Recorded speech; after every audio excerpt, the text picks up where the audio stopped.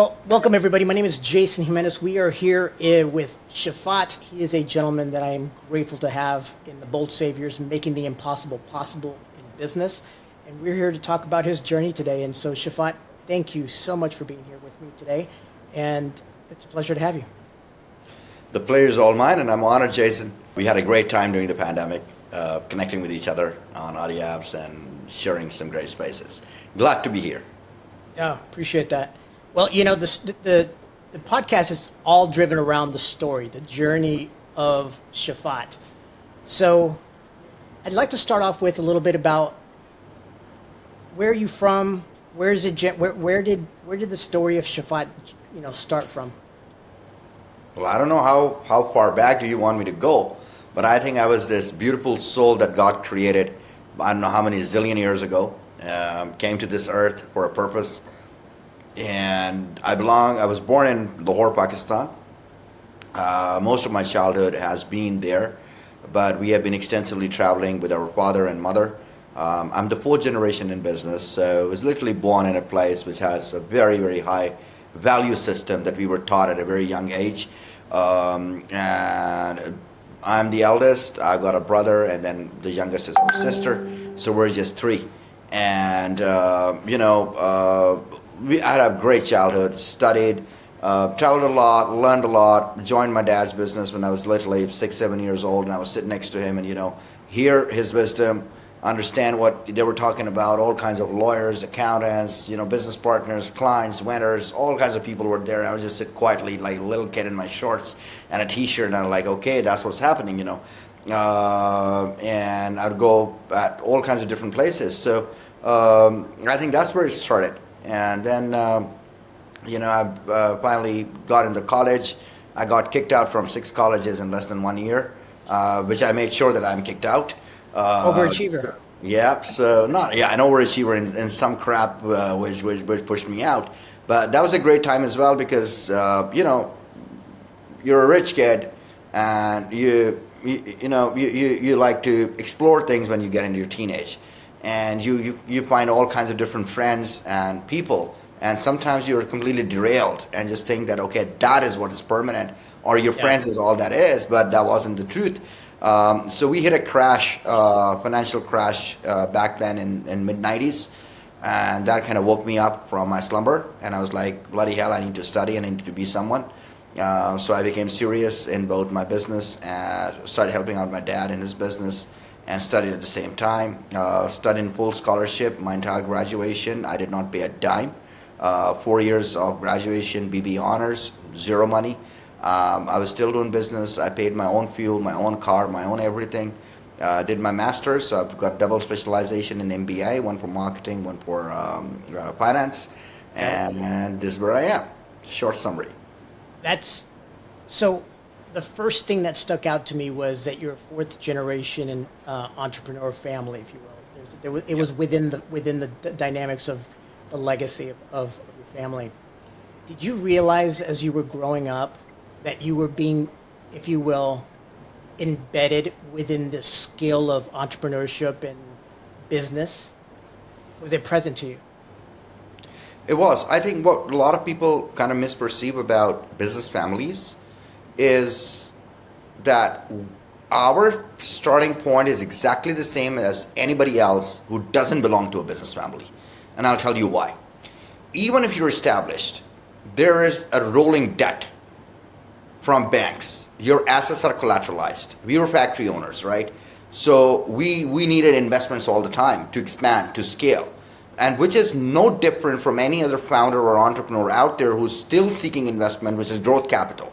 Right. We still have to manage a lot of things, and we are actually burdened with way more responsibility than a regular founder who has just 3 people working in the company compared to 100 people working in a factory or a small medium business or a retail shop or a barber shop or whatever. So the thing is that what we learn, that I think the only advantage that we have is what we learn is resilience, persistence, and consistency to be there, and a lot of hard work. A lot of focus. So when we have a problem at hand, we actually go through way more problems and way more people commenting on our decisions. But you take a decision as an entrepreneur, as a family business owner, right? and there's a whole T going around, in different managers all the way to the laborers and whatnot. Oh, they did this decision, and 1, 2, 3. So there's a lot of PR pressure, there's a lot of community pressure, and there are many eyes looking at us compared to a normal founder. So we had to be way more cautious in what we do, what we say, and how we do it, when we say it, how do we deal with all kinds of people. When you have connections and relationships with all different types of politicians, Democrats and Republicans, both sides, and you're a business owner, you need to keep it neutral. You can't be in politics. You cannot take one side or the other, because they switch and change. You need to be good with all different kinds of diplomats, bureaucrats, and all kinds of relationships. So I think this is something which got embedded in us, and the most important thing that was embedded in us was zero greed. We never run after money. So we have crashed so many times. We have a lot of businesses that we failed in. My grandfather was in the clothes business. The whole factory got burnt, right? Oh, wow. No insurance, nothing, back to zero. Okay, there was a partnership conflict. He went into cases. He literally came down to being homeless. My other grandfather, my maternal grandfather, he had a factory, one of the largest in Pakistan, in woolen mills, right? And he left that board position, took all the money, moved to Lahore, and his own partner cheated him. Then he invested some leftover money, and that partner cheated him. So we were back down to zero, and they were like, okay, when couldn't we have our own generation, our own children who are at least honest, and can build something or rebuild something. So what we need to understand that it's an up and down curve, whether you belong to a business family or not, whether you, whatever, strata, income strata, or the society you belong to, is going to be up and down. The most important part is, how do you average it at the end? If your average is good, you're good. Yeah, I totally agree. And and I think that the word resilience is, I think, something that people at times forget, that when a bad moment happens, what else do you have to do? I mean, what else can you do? You just got to go through it, right? And go push through it. So talk to me a little bit about, Shafaat. You own a, if you will, a holding company or a conglomerate of businesses. Yeah. Could you talk to us a little bit about what you have and what exactly are you focused on at this present time? Yeah, very simple. I have an investments firm, goes by the name Stalliongates Investments and Stalliongates Capital. That has 4 offices as we speak. We're based out of Abu Dhabi, but we've got operating funds in DIFC, and we've got a fund in ADGM as well. We're also present in Zurich, and then we also have an office in DC and San Antonio. So that's what Stalliongates Capital is, which is essentially a very typical asset management company, which we call AMC. We're into mergers and acquisition, investment advisory, consulting, fundraising, and we have our own funds that we deploy and that we raise and obviously we deploy, which is sector agnostic, but they're not geographically limited. I think the world is very open, and it doesn't really matter where you're operating and where you invest, because you can bring those businesses and scale in a different country too. So most of our assets, our current AUM, which is assets under management, $1.2 billion. And we have parked investments in about 42 different portfolio companies from where we reap our profits, and we manage those investments and those companies. That's one side of it. I personally am an LP in 2 funds. And obviously we provide a lot of investment advisory, consulting, etc., both to startups as well as all the way to large corporations. And we are into private equity placement anywhere between $200 million to $2 billion.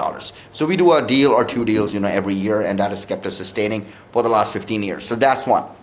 The second thing that I do is Brandbeat Global. Now, Brandbeat Global has 14 international offices as we speak today in 2024. In November, we have over 300 people working for us. It's a massive marketing machine that builds brands, accelerates, and it's more focused on business ideation, business modeling, revenue modeling. So we start from really the product and service design to pricing, to competitive landscape, to getting the competitive edge, to adding a layer of technology, AI, whatnot that is required, and being creative about how we approach the consumers, how we create the channel partners, distribution partners. So it's a fully integrated, business machine that accelerates all kinds of businesses, but our focus has really been on startups and small, medium businesses. That's what our focus is. We'd love to have the backbone of the economy, and I believe if small, medium, if you take out the SMBs, or what we call SMEs from an economy, you've got nothing left, right? So right. that's our focus, and we want to turn them into larger brands and make sure that we can cut through that corporate culture and those corporations out there who have massive access to capital, money, relationships, and give a chance to ordinary people and ordinary entrepreneurs to take the lion's share in the market. That's really the agenda of Brandbeat Global. And we have done a lot of stuff. We do personal brands, and we do a lot of things. So that company has been there for 14 years. And now we have ventured out into tech stack development for apps as well. So we are also helping and adding our own tech layers to the existing businesses, especially artificial intelligence, blockchain, and a little bit of deep tech as well in certain things, and obviously data mining, data gathering, and making sure whatever we are working on and helping brands scale, we are leveraging a lot of tech out there. So we've always been ahead of curve. That's great. That's wonderful. And congratulations for all of that success that you've been having. With respects to, how much would you say the name of your business influenced the actions that you have taken as far as where you're at and where you've been and where you started? Where did the names come from, and why did you name the company what it is today? So Stalliongates was interesting because I love horses. And I wanted Stalliongates is essentially a gate and opening that we have a number of gates where only stallions can enter as our investment partners. And we work with businesses that are stallions too. Like nothing to do with gender, by the way. Right. And Brandbeat came out with that the heartbeat of any business is basically the brand. People invest in brands. People buy brands. People are ready to pay a premium for a brand. So today, if I tell you, okay, you want to get the share of Apple or Google, it's the brand. So you won't even think what the financials look like. You say, you know what? I'm happy to buy the shares of Louis Vuitton or Hermes or YSLs. But if you're not a brand, then you can still be profitable, but you may not be that investable, right? So people buy the brand. People buy that brand promise. And what is a brand made of? I think a brand is made up of recognition, credibility, always delivering on your promises, quality, excellence, and a very distinct, clear competitive edge. And most importantly, your relationship with the customer. How do you excite them? What experience do you deliver? How do they associate themselves with the brand? How is there, what's the share of voice, the share of heart, the share of mind? So you work on all these things, and I think that's what it is. Now, when it comes to the name, whether to be successful or not, honestly speaking, Nestle, I never understood what that is. It starts from a nest, right? A lot of people in a lot of places of the world never understood what Nestle is. Or what is Unilever? Like, I don't know, it's the liver or what? Or is it Uni? Or what is it? So sometimes brand names don't really matter. Some of the brand names are so difficult to pronounce as well. I think it's really about what you do with that name. But if you're in a consumer business, a single syllable short names are usually a super hit because you can remember them fast. Creative names do work. You can remember them really fast. Like one of the businesses that I've recently invested in is known as Simple Split. Now, Simple Split is easy. The moment anybody hears it, they know it's a fintech, right? And so on the other hand, I have a health tech company where we have invested heavily, and I'm a 50% partner. That's Moj. Now, MAWJ. Now, Moj is a short name, quick name, but I need to do a lot of branding to tell people that it's actually healthcare, right? It essentially means a wave. So sometimes it works. Boeing, come on. Boeing or boring, I don't know. But names do work and sometimes they don't work. So there's no real formula to it. Yeah, and it's at a point in time, it's kind of has to resonate, but to the masses as best as possible. But there's always meaning behind it, right? So when you're developing those out, are you also taking in consideration colors and color schemes? Absolutely. I think semiotics is the most important thing. Colors, appeal. Are you going warm? Are you going cool? Are you going neutrals? They have to give, because colors is so important. Everything God has created in the universe is colors, right? It's colors. You take out the colors to make it black and white, or ask a blind man or a colorblind person, what is life to that person? So colors deliver feelings, emotions. It triggers a lot of things, and one has to be really, really smart with colors, with what you mix with what. So it's very important, 100%. So talk to us about, in whichever company you want to start with, the journey. So let's say someone has an entity that that have either started or they've already gotten legs. They've already passed their MVP. They've actually had some revenue. They're not yet cash flowing, or maybe they are cash flowing. When they find you from a capital perspective, what is it that you're looking for? What's the process that you'll take them through to be able to say that you'll engage them, or you'll even make an offer to participate within what they're doing? So that's a great question. So basically, 9 years ago, my first one was more focused on Series A. And we did park about $25 million in Series A companies, right? And we picked a few and we're like, okay, we're happy to put 10 million, 5 million, 8 million, whatnot. Right. But the problem we faced, post Series A, we didn't see an exit. It was so difficult for me for that fund to perform. And frankly speaking, I utterly failed. All 25 million gone, right? Thanks to my lawyers, I was still able to, work things out, and my LPs were really upset with me, but I lost those LPs, and I told them, I was like, we thought that somebody has the MVP, somebody's got market validation, this is growth capital, so let's invest in Series A. But those Series A, those founders were still playing the game of valuation. They were like, oh, we're going to do a Series B and Series C, but till that Series B, damn it, you're not profitable, right?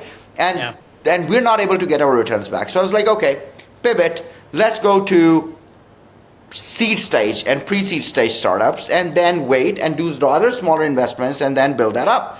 So ultimately, Jason, it was more of a probability game. So we looked at some simple numbers, and I'm going to share those with you very quickly. 90% of the startups actually never receive funding, okay? And they do fail in the first year. Now, out of the 10% which are able to survive with or without funding or bootstrap, 70% of those startups fail during the first 3 years. 0.000001% becomes unicorn.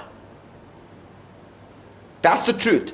So if you look at stats, it's a probability game. Your probability to become a unicorn is very bleak compared to the amount of founders and people you see. So our strategy was, let's increase the number of startups we invest in so the probability comes right.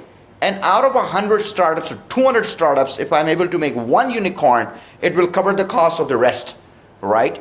And that's what we did. So I went on, and today I sit as an accredited angel and a board member in 31 startups. And that's a lot. But I want to scale it. However, the one challenge, your question is, how do we invest? We actually meet the founders and we invest in people. The business idea only tells us about the founder's intelligence. It's a reflection of how smart the founder is, how smart the solution is, what niche they have picked up, what problem are they solving, and how are they solving it, and what is their strategy, because most of it is paperwork, right?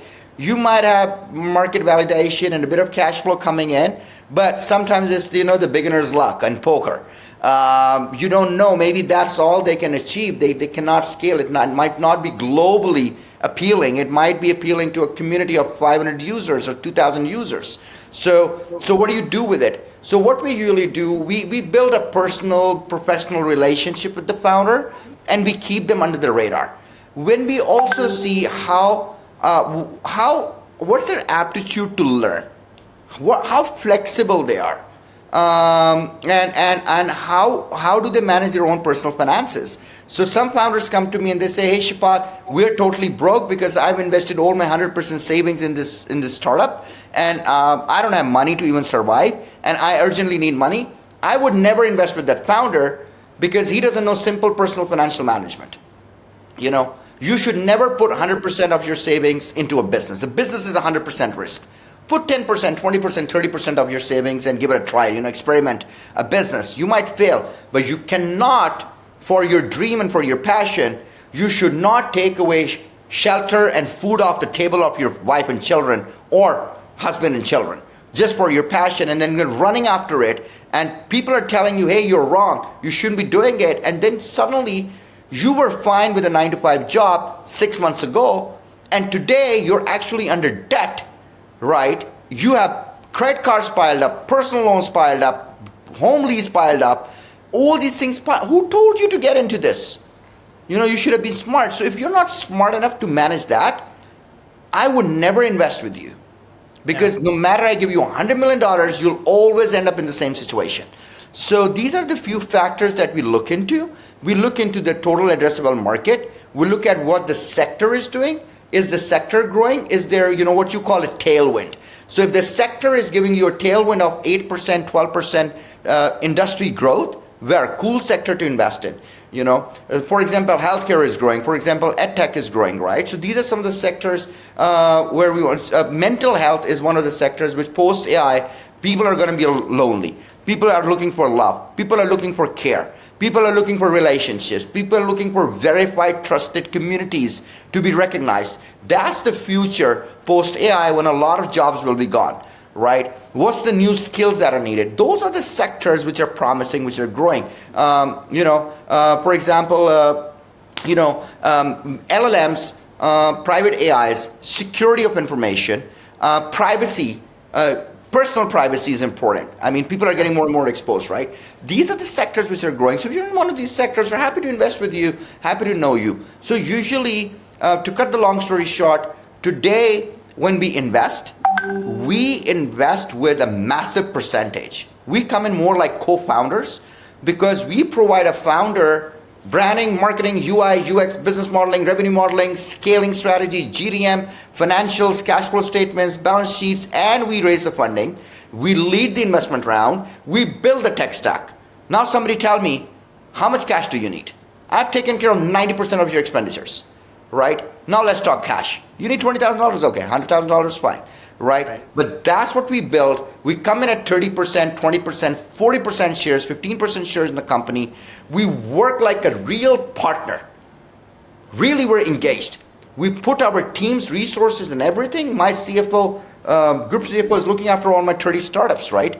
My group CTO is looking after 20 plus startups, looking at all the tech stack development. So it's quite a hierarchy. You as a founder, as a new startup, can still pick the brain of a CDO who's taking and drawing more than $1 million salary per year, which you cannot afford alone, but you still have that brain and that resource available. I give everybody an office space. I give everybody a place to work. It's a common space. Come sit down, do whatever you want. We've taken care of you. Let's work.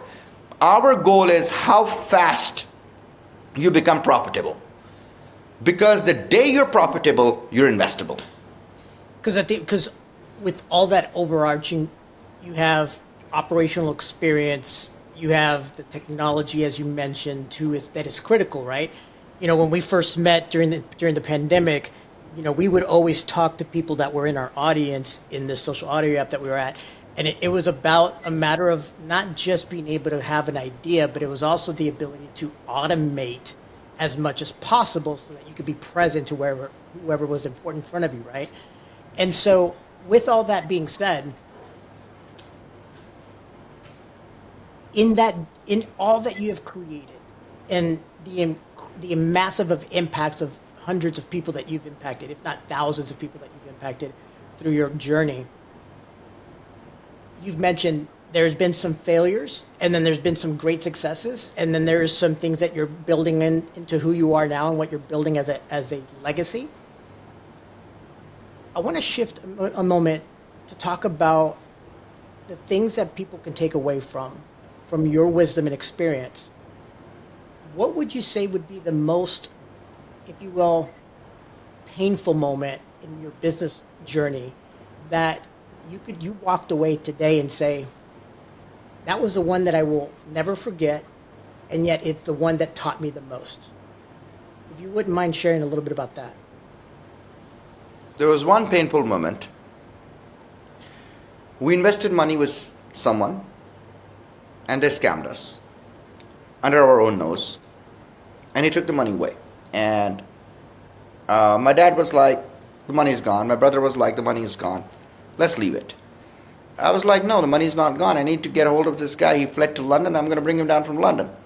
So I played some game, and I reached out to this guy and I said, you know what, I actually have an argument with my dad and my brother.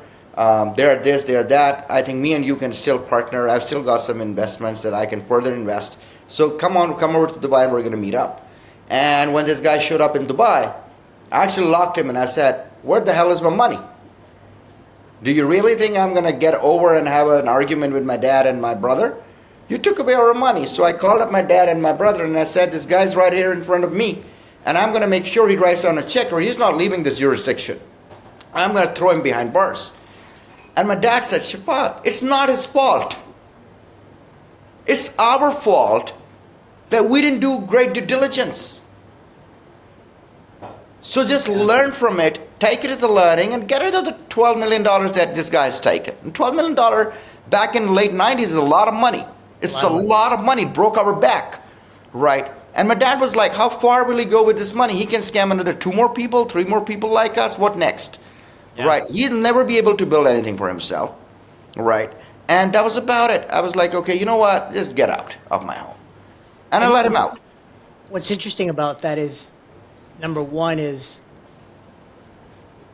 it's not just about the money, it's the hard-earned money that was in the principle of honoring the word, right? What the person was going to commit to. And to have your father come in from a perspective of saying, it's our fault, and taking ownership of what was not necessarily realized at the beginning, that was a defining moment, wasn't it? That's what it's about, because the next thing my dad said to me after he was gone few months later, he says, Shafaat, remember this. The moment the money exchanges hands, from your hand it goes to someone else as an investment, as something you buy, whatever exchange of value. That money is not yours anymore. Yeah. Forget about it. So if you buy a real estate and the developer doesn't deliver, the money is with the developer, it's not your money. You can run after it. You pay someone and that person doesn't deliver, that agency doesn't deliver, the money is gone, brother. The money is never going to come back to you. So be smart before you invest money. But most importantly, my advice is be really smart where you invest your time. Money we can make. Money can come back to you. Money is reversible. It can be grown. You can lose money and the next time you make 10x, 20x. Time once gone never comes back. So the one thing that we have been taught to value is how, where, when, and with what kind of people we invest our time. And this is the only reason I only sleep 4 to 5 hours a day, because I think sleeping is a waste of time. And, I also think that time is something you need to be really wise with it. Yeah.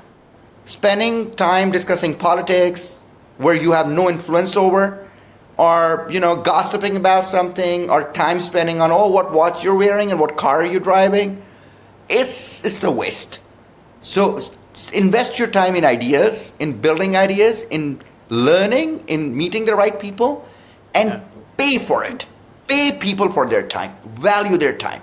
So I think the most important thing for entrepreneurs is value someone who comes to you with a good intention, a good heart, and welcome those people in your life. What I got from today was a lot of things, and things that I didn't know, and things that I didn't know about you, and things that I'm pleased to know now. One of the things that I did gather from what you said was that you're always looking for opportunities wherever it may present itself. So what would you say would be one thing that someone could do to be a contribution to what you're building? What could they do for you? Well, how could they help you? How could they expand what you're already committed to? Is it a matter of just being able to present you opportunities? Is it a matter of being able to create a platform that creates deal flow? I mean, just some ideas. I think the best thing anybody can do for me is just come to me and tell me that they've done great for themselves. And they have put up something which will let a lot of people make money with integrity.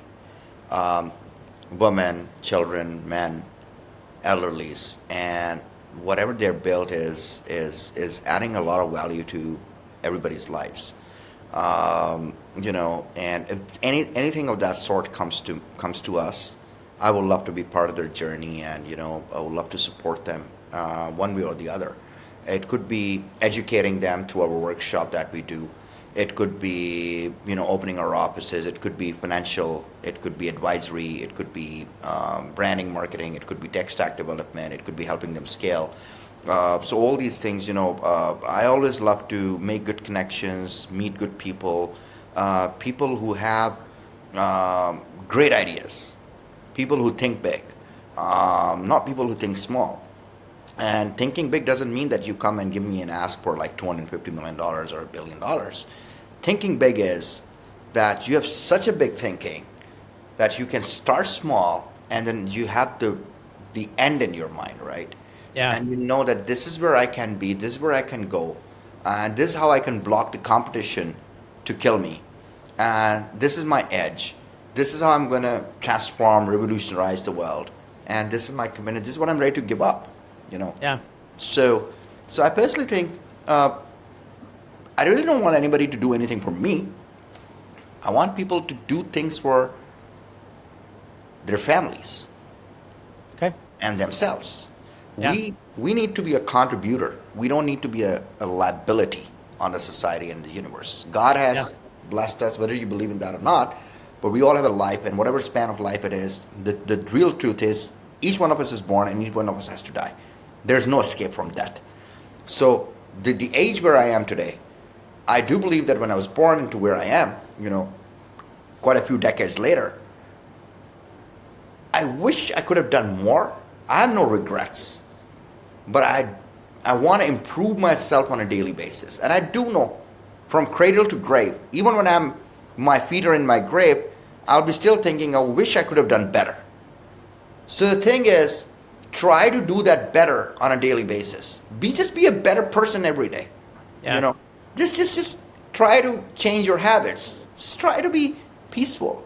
Try to put an effort towards it. To be healthy, to be mentally healthy, to be happy, to be giving, to be sharing, and just embrace people. Give everybody a shot. I tell a lot of people, give love a shot. Right? Yeah.